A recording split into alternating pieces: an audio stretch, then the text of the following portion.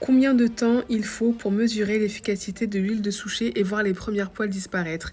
Bien évidemment, je n'ai pas dû attendre un an pour me rendre compte que l'huile de souchet était inefficace pour mes poils.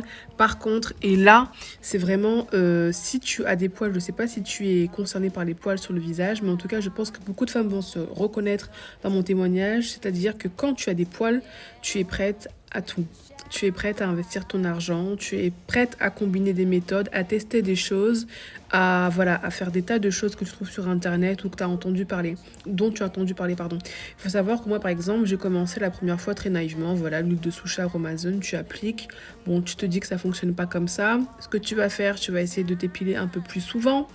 Et quand tu t'épiles, tu vas essayer aussi d'appliquer la méthode du bicarbonate de soude, à savoir tu vas bien gommer, tu vas te dire que peut-être ça va marcher.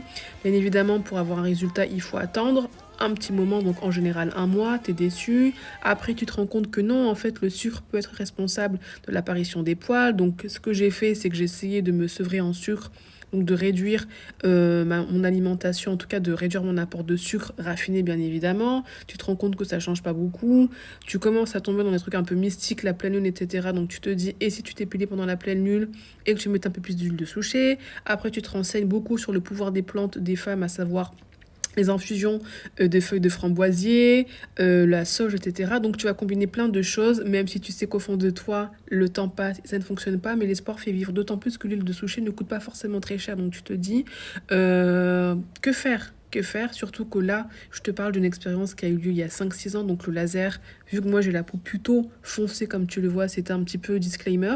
Mais voilà, et donc non, j'ai pas dû attendre 2 ans, mais l'espoir fait vivre et tu combines ça avec plein d'autres choses en te disant que peut-être à force tu vas trouver la solution. Et donc les filles, voilà, l'huile de souchet, c'est bien en fin de parcours poilu, c'est-à-dire quand vous avez trouvé une solution hormonale ou laser ou électrolyse.